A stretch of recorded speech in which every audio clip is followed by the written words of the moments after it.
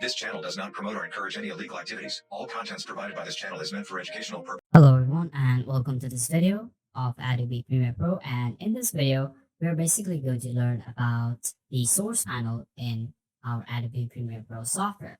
Okay, so let's begin learning about it.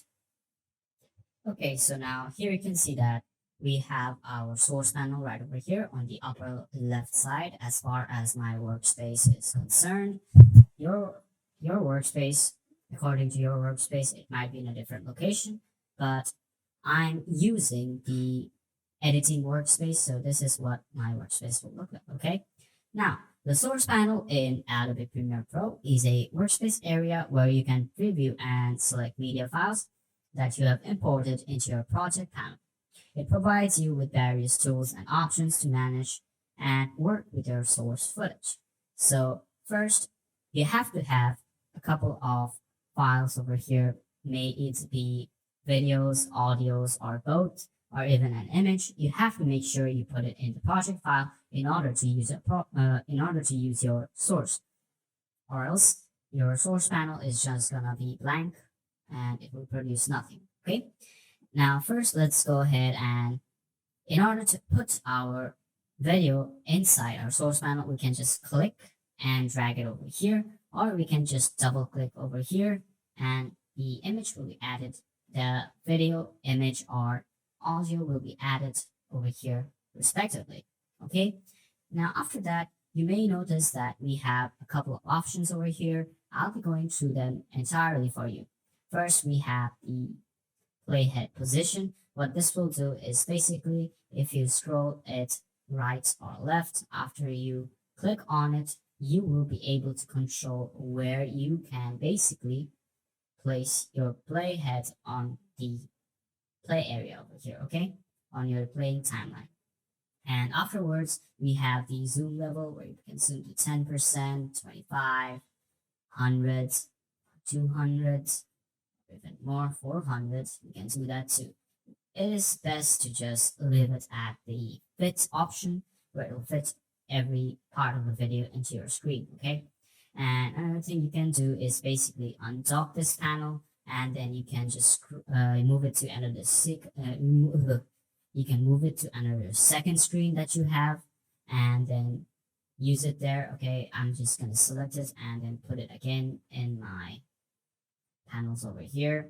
Then afterwards, what I'd like to do is basically go over here and teach you about this option, which is the select playback resolution. What this option will do is help you to reduce the stress or lag on your computer when you're using Premiere Pro.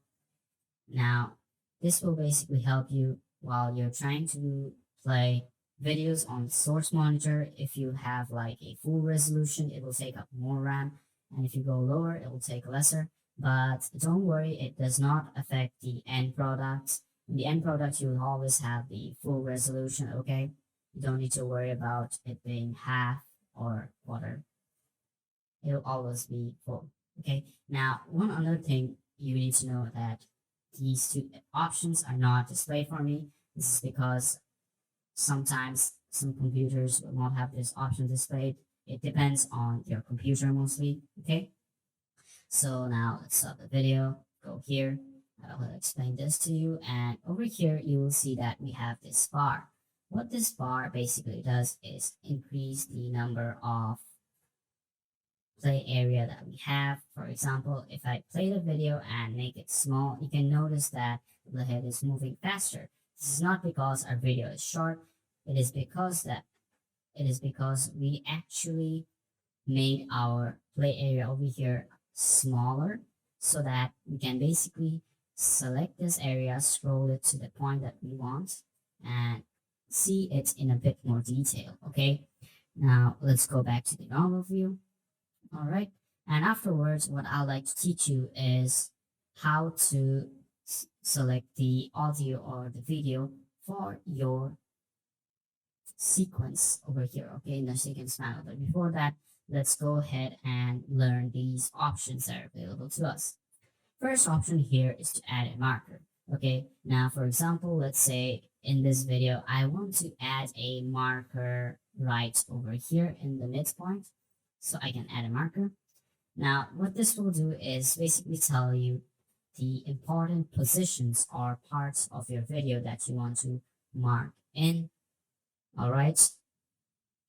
And it will help you to basically say, for example, I want to select a marking point from here and marker point from here. I want to select this amount of clip from our video over here.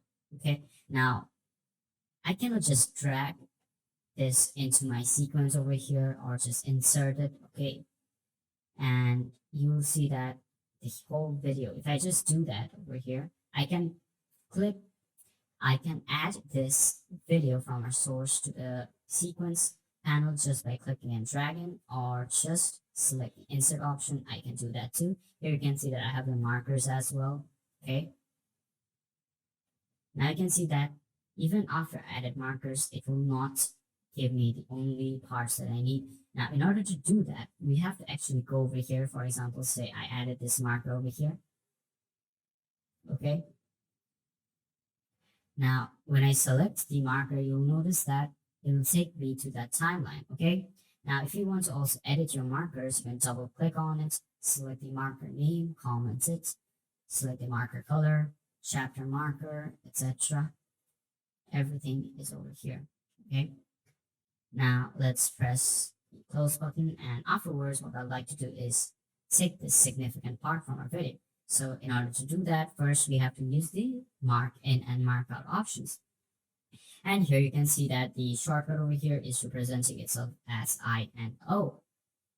So now what I'll do is basically I'll use the keyboard and mark in and mark out. So for mark in, I know it's I, so I selected I from my keyboard. Let's press space to play the video. Okay. Or we can just, my bad. Let's just Control Z under that. Now I can just select the marker over here and then select mark out, or just press O on my keyboard. Okay. Now that I'm done here, you can see that I have some options to choose from, but these are basically telling me that I have basically added markers and a marker to my video. Okay.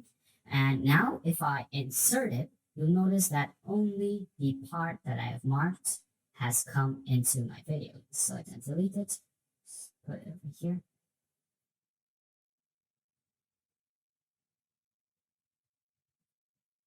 Okay, let's do this again.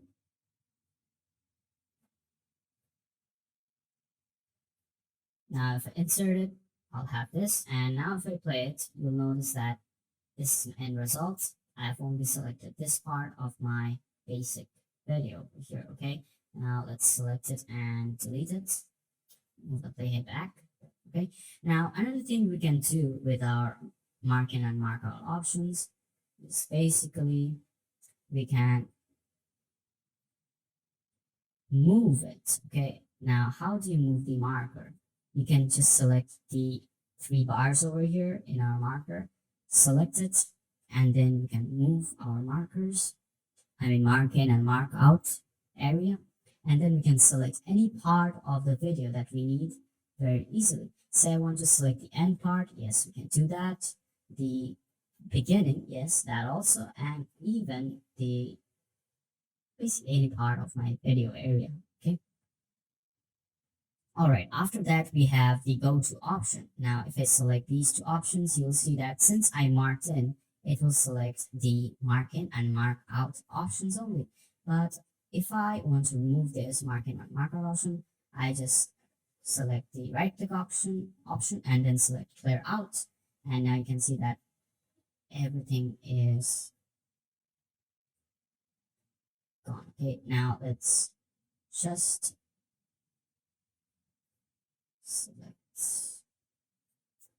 let's select this marker over here, then delete it.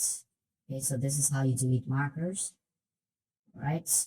So now what I want to do is basically teach you how to use the keyboard up left and right keys to move forward one frame or move backward. Now you can see that as I'm pressing the left arrow key, it is moving back one frame at a second. Okay. If I just click and hold, this is what will happen. All right. If I press the up and down keys, up is for the beginning of the video, down is for the end of the video. All right.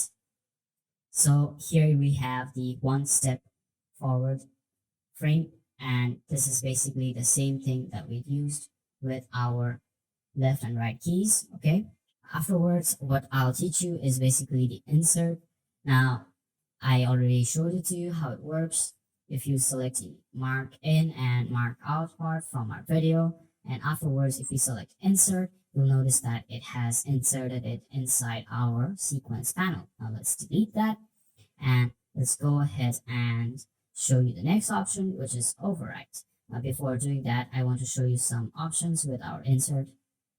Okay, let's say I can select this and increase the marker option, or I can just directly go here, in and out, and I added the full video over here. Okay, now what I want to do is basically use another video over here in my source panel. So let's double click on this video, and here you can see that it's a video of lights flickering. Okay, now let's say that I marked in and out of like 5 seconds, and I want 5 seconds of this video to play in the beginning. Okay, now instead of just like, let's say our video ended from here, so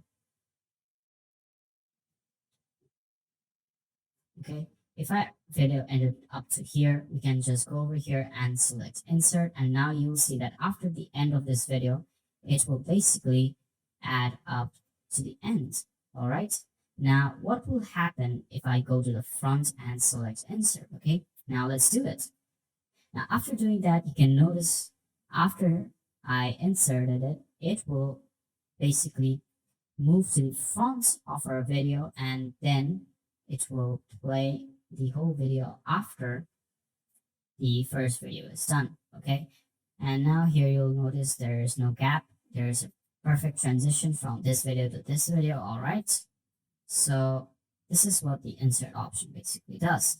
And now I'll teach you what override does, and as its name suggests, it will override a video. Okay, so let's say over here I want to override this part of my video. I can just select this and it is done. Okay, you'll still notice since this clip is small, some parts have not been overwritten. And now if I play the video, this is what it will look like.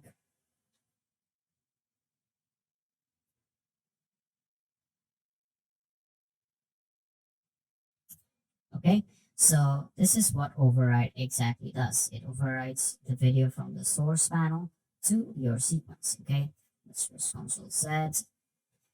And if I just go to the beginning and also select override, you'll notice that it overrides the whole video, which I certainly don't want. Okay, now over here, after that, we have the export frame option. Okay, let's double click on this, and let's say I want to export a part of this video over here. Okay, or an image of this video. I can do so basically by going to the part that I want to take from my video. Let's say I go over here, or let's go more back. Okay, this is the part I want. Now let's select that, and you can see that the shortcut is Ctrl plus Shift plus C. And here it is asking me the name for my export frame. This format option over here will basically tell you what format you want. I want to select JPEG, and afterwards you can just browse where you want to put it. I'm going to put it in my desktop, and let's select stills over here and select this folder and then press OK. All right. Now I'll just go to the folder where I have the stills. And now you can see that this image is over here. If I double click, okay, there we have it. This is a very high quality image, as you can see, and you can even use this as a thumbnail if you want. Okay, now I'm going to compare this still with the with the full resolution over here. Let's select the full resolution. Then I'm going to export it again. Press OK. And now if I go back to my folder,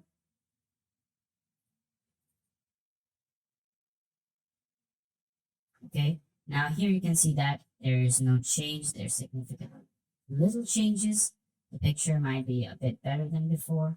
As you can see, there's no changes to it at all. Anyways, let's go back to Premiere Pro for now. And this is basically what you need to know about our tools over here. Okay, now let me again give a brief overview. This is our preview window, which is located at the top of the panel. The preview window displays the live preview of the selected media file. You can play, pause, and scrub through the footage to review it before adding it to your timeline. We have the playback controls here, which is below the preview window. Here you will find the playback controls that allow you to play, pause, go to previous or next frame, and navigate through your media file. Then we have the in and out points, which you can set to define the portion of media file that you want to use. These points help you select significant segments of the footage for editing or extract clips to use in your project. After that, we have the markers, and the source manual provides this as a way to add markers to your media file, which help you to identify important sections or note specific moments in the footage for reference during the editing process. Alright, so additionally, we have this option over here, which is for the settings for our source panel. If I click on it, you will see that we have these options. Okay, then we have the composite video, alpha. Now, if you want to see the audio or video of your file, let's say I select this. Now, if I go back to my options, now you can see that the audio waveform is present. And what this audio waveform will do is basically select the audio only from your video, okay? And from here, you can see the waveforms, or basically the audio's pattern in the source panel. Now, since this video does not have an audio, this is why it's not working. Let's go ahead and enter an audio. Okay, this one's good. All right, now if I double click on this and then go to audio waveform, now you'll notice that I have some audio over here. And here is showing me that the audio is there, as you can clearly see. Okay, so this is the audio waveform. After that, if I click on alpha, the whole screen will go to white. Then we have the VR option, which you can use if you have a VR video, the monitor ambisonics, and here we have playback resolution, pause resolution, playback, high quality playback, okay, and loop, which will loop your entire video after you just basically ended it. Show transport controls. Now, if I click on show audio time units, you'll notice that the audio time units are basically displayed over here as well. Now, if I basically scroll it, you'll notice that it is playing sound over here only, okay? And if I scroll this part, it's still showing me the sound. Let's go ahead and turn it to a composite video.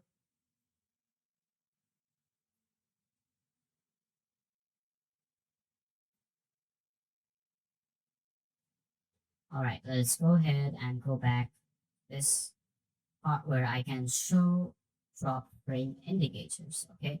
And here you can see that it will basically tell us if we dropped any frames in our Adobe Premiere Pro videos that we are using in our source.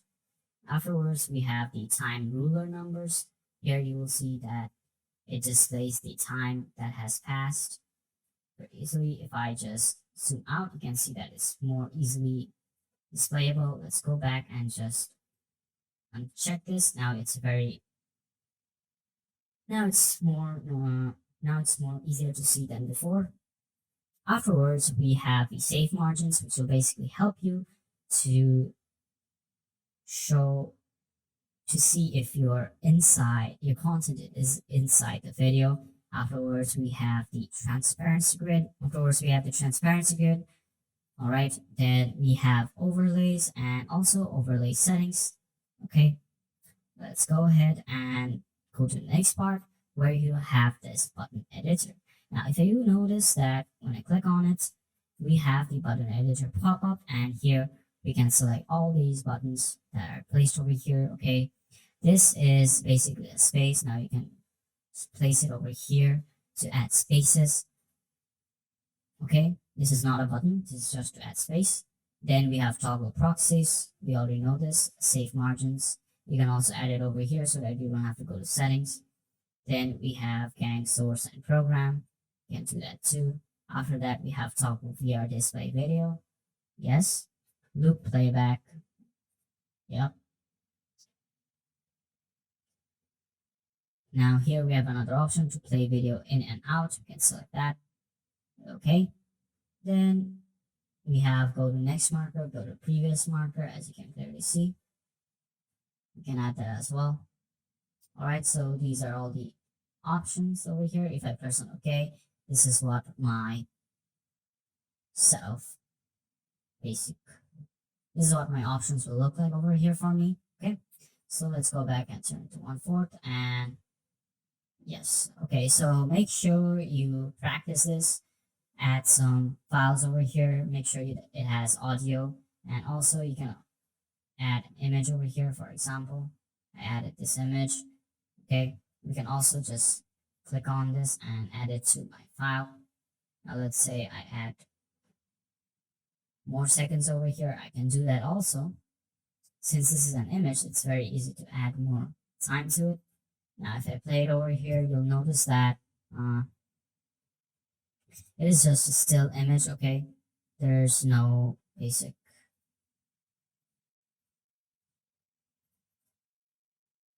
audio or anything over here. It's just a still image. All right, so let's go over here and all right, so that was all for this video. So I hope you understood how to use the source panel in our Adobe Premiere Pro software. Make sure you practice this by using different files, and then you have to make sure you know the mark-in and marker options because it will save you a lot of time. Trust me, it is very important to use that. And let's go ahead and reset the layout over here. Press OK. Now it's back to normal, just the way I like it. Okay. So thank you for watching this lesson, and I'll see you in the next video.